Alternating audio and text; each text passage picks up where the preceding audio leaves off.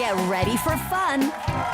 Get ready for laughs. Get ready to have a great day. Live from the KHOU 11 studios, it's Great Day Houston. And now here's your host, Deborah Duncun. Good morning, everyone, and welcome to Great Day Houston. This weekend marks 8 years since the death of Michael Jackson, the king of pop. Michael entered the music scene in 1967 with his four brothers. Eventually, they were signed to a powerhouse in the music industry, Motown Records, and started putting out hit after hit after hit as the Jackson 5. Even though Michael went solo and despite his untimely death, the group has continued to perform for 50 years. Tito stopped by to talk about growing up Jackson and finally stepping out on his own. Tito, it's so good to see you again. You might not remember, but I was your sister-in-law at one time. Who are you married to? Not me. I was married to Michael in my mind back in the 70s. Okay. Yeah. Okay.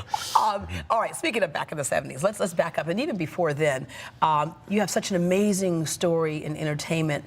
But there's been a couple of generations since then, and so they missed some of the bits and pieces. Let's go back to what kind of family you grew up in. Oh, I grew up in a family of 10 children, and mom and dad, of course, a very small home in Gary, Indiana, two-bedroom house. Wow, 10 kids in a two-bedroom house. Yeah, three-room house, I should say. And we grew up in Gary. This is like 20 minutes from Chicago. Yeah. Very cold winters, and a lot of shoveling snows. My father used to leave chores every day. That's why he had all the kids, so you can get all the snow shoveled, right? He didn't have to shovel his car out or anything. When did music come into your life? Music came into my life, I think it was in the earlier 60s when I broke a guitar string. You broke a guitar string? Yes, I broke my father's guitar string. My father used to play blues guitar with his brother every weekend. And was he kind of the parent that would say, don't touch my guitar? That's exactly what he said. As a little boy, I'm sitting there just staring. I guess he knew that I was going to do something, because he used to sit Jackie, Jermaine, and myself on the sofa and said, when I go to work, don't none of you boys touch my guitar here. Now, did he do that knowing that you wouldn't touch it or hoping that you would? He said it in a way that if you touch it, you're in a lot of trouble. So when you did break his guitar string and he knew that you had played it, he made you do what? Well, I had been playing that guitar for many months, and my mother used to let me do it because she knew I was very interested in it, and I was learning things. And I had been playing for like 3, 4, 5 months, and finally I broke the string, and I didn't know what string it was I broke or how to replace it or anything before he got home. My mom said, don't worry about it. You know, I talked to him, you know, it's gonna be okay. He came home, he was mad. He was so upset at me, and of course he scolded me.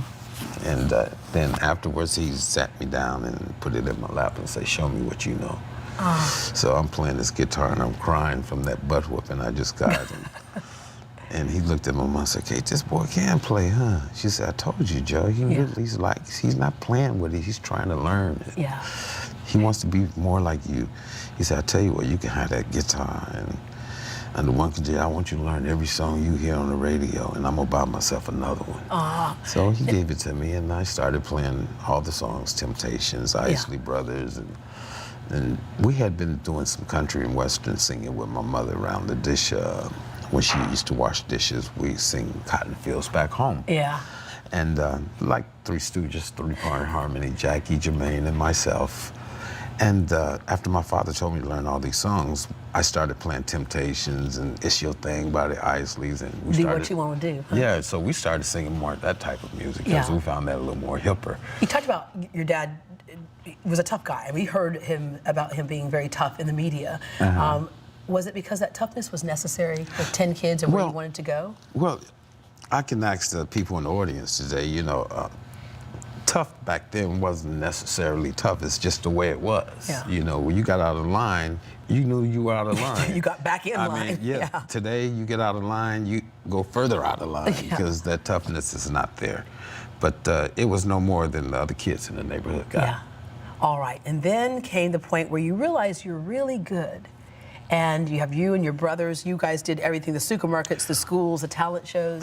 Well, he used to, we used to make a lot of noise, he used to say, when we were young, trying to play music and sing. And here's myself and Jackie and Jermaine, and we're in the room trying to be a singing group, and Michael Marlon with little kids, because Michael's 5 years younger than I am, and that's quite a spread when you're a child. Yeah. And they playing with little cars and running around, you know, in diapers and practically, and we used to tell them, get out the room. Yeah. You're too young to. Michael was barely out of diapers when he actually joined the group. Yeah, he was only like 5 or 6.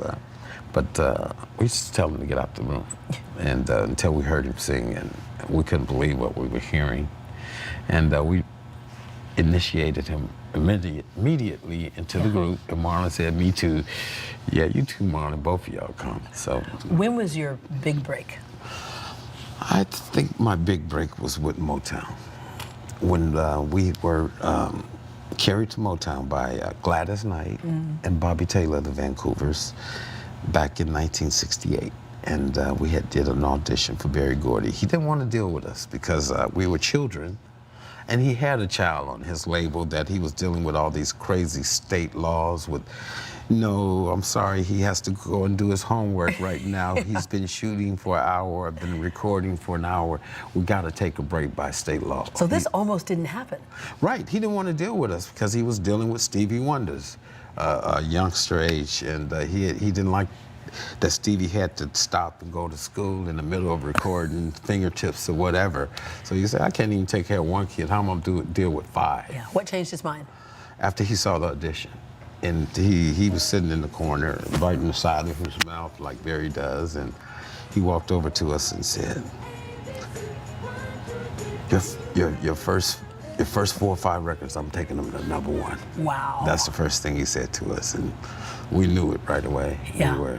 You were described as... We were happy, and the thing about it, at that audition, the very next day was Diana Ross's birthday party, and he invited us to perform at his pool with this party he was giving for Diana Ross. So, and all it was Motown royalty. It was Motown royalty, but the thing about it, most of our show consists of songs of like The Temptations, Four Tops, and Miracles, and all these songs we were singing were Motown songs, and these people is at this party, and so we're singing their songs to them, and it was a nervous time for us. Yeah. Of course, Michael Marlon, and they didn't care, they were young. They were just performing, doing what they loved. Okay, you became known as the first family of pop music. I don't think there's been another family like that or a group that's done what the Jackson 5 did. When we come back, Tito shares his relationship with little brother Michael.